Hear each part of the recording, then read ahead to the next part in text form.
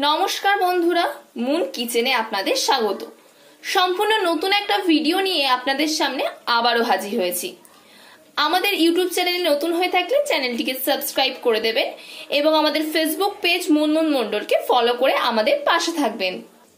আপনারা তো পাকা তালের অনেক রেসিপি খেয়ে দেখেছেন, কিন্তু আজ আমি যে রেসিপিটা বানাবো একবার খেলে পাকা তাল দেখলে এই রেসিপিটার কথাই মনে পড়বে।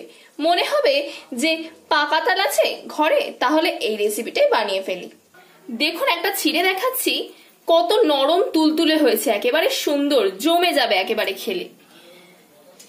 এটা হলো তালের মালপোয়া, বানানো কিন্তু খুবই সহজ। তো চলুন আর কথা না বাড়িয়ে ভিডিওটা শুরু করা যাক। এখানে একটা বড় তাল নিয়ে নিয়েছি, উপরের খোসাটাকে ছাড়িয়ে নেব।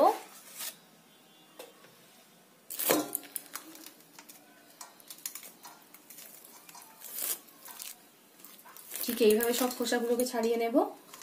তালের সব খোসাগুলোকে ছাড়ানো হয়ে গেছে। এবার মাঝখান দিয়ে এমন ভাবে সব আলাদা করে নিতে হবে আটিগুলোকে। তিনখানা আটি আছে। এখানে একটা ঝুড়ি নিয়ে নেওয়া হয়েছে। এই ঝুড়ি দিয়ে এই তালের পাল্পটাকে ঠিক এমন ভাবে বার করে নিতে হবে। ঝুড়ি দিয়ে চাঁচার ফলে কি সুন্দর তালের পাল্পটা দেখুন বেরিয়ে আসছে। একটা আটি আমার চাঁচা হয়ে গেছে। এইভাবেই আরো দুটো আটি চেঁচে নেব। তালের সব পাল্পগুলো দেখুন বার করা হয়ে গিয়েছে। এখানে আমি একটা পাত্র নিয়ে নিয়েছি। এতে নিয়ে নেব 300 গ্রাম ময়দা। আমি সবাই বাটির মাপ করেই নিচ্ছি। ওই বাটিরই মাপ করে আমি সুজি দিয়ে দিলাম 200। যতটা সুজি নিয়েছিলাম ততটাই চালের গুঁড়ো দিয়ে দিলাম। ওই একই পরিমাণ নিয়ে নিলাম চিনি, দেবো স্বাদ মতো লবণ। তালের যে পাল্প বের করে রেখেছিলাম তার থেকেই এক বাটির মাপ করে পাল্প নিয়ে নিলাম। দিয়ে দেবো চা চামচের 1 চামচ কালো জিরে। বন্ধুরা, পরিমাণটা যদি সমান হয় তাহলে মালপোয়াটাও পারফেক্ট ফুলবে। সবকিছু ভালো করে মিশিয়ে নেব।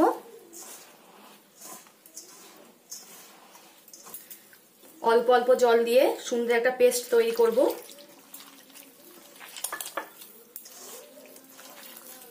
আপনারা চাইলে এই ব্যাটারটা দুধ দিয়েও গুলতে পারেন। আমি এখানে জল ব্যবহার করছি। হাতের সাহায্যে মাখলেই ভালো হবে। ভালো করে ঘুরিয়ে ঘুরিয়ে মাখতে হবে, তাহলে সুন্দর ফুলবে। ভালো করে ফাটিয়ে নিতে হবে। অল্প অল্প জল দিয়ে ঠিক এমন একটা স্মুথ ব্যাটার তৈরি করতে হবে। একসঙ্গে যেন বেশি জল দিয়ে দেবেন না, তাহলে পাতলা হয়ে যাবে। আমার সবকিছু খুব ভালো করে মেশানো হয়ে গেছে। 10 মিনিটের জন্য ঢাকা দিয়ে রেখে দেবো। যেহেতু সুজি দেওয়া আছে তাই সুজিটা একটু ভিজতে সময় দিতে হবে। ঢাকা দিয়ে রেখে দিলাম 10 মিনিটের জন্য। 10 মিনিট পরে ফিরে এলাম। এতে দিয়ে দেব নারকেল কোড়া। আবারও ভালো করে ফাটিয়ে নিতে হবে নারকেল কোড়াটা এর সঙ্গে মিশিয়ে। নারকেল কোড়াটা আমার খুব ভালো করে মেশানো হয়ে গেছে। কড়াতে আমি তেল গরম হতে বসিয়ে দিয়েছি। তেলটা আমার গরম হয়ে গেছে। এবার ব্যাটার থেকে অল্প অল্প করে তুলে তেলের মধ্যে দিয়ে দেব।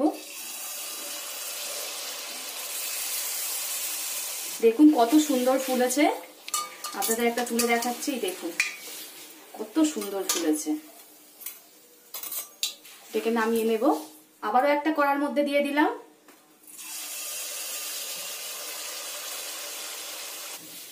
এটাও দেখুন কেমন ফুলেছে। সবকিছু এরকম পারফেক্ট দিলে ঠিক এমনই ফুলবে। আপনারাও যখন বানাবেন সবকিছু এরকম পারফেক্টলি দেবেন। দেখুন এটাও কেমন ফুলেছে। আপনারা যখন বানাবেন সবকিছু ঠিকঠাক পরিমাণ দেবেন, তাহলে ঠিক এমনই ফুলবে। এই দেখুন কি সুন্দর ফুলেছে এগুলো। এইভাবেই একে একে সবগুলোকে ভেজে নেব। আমার সবগুলো ভাজা হয়ে গেছে, নামিয়ে নিয়েছি। দেখুন কত দারুণ হয়েছে। দেখতে যত সুন্দর, খেতেও আরো বেশি টেস্টি। তাল ফুরিয়ে যাওয়ার আগে আপনারা অবশ্যই বাড়িতে একবার ট্রাই করে দেখবেন। ভিডিওটা ভালো লাগলে লাইক ও শেয়ার করে দেবেন এবং কমেন্ট করে জানাবেন আপনাদের মতামত।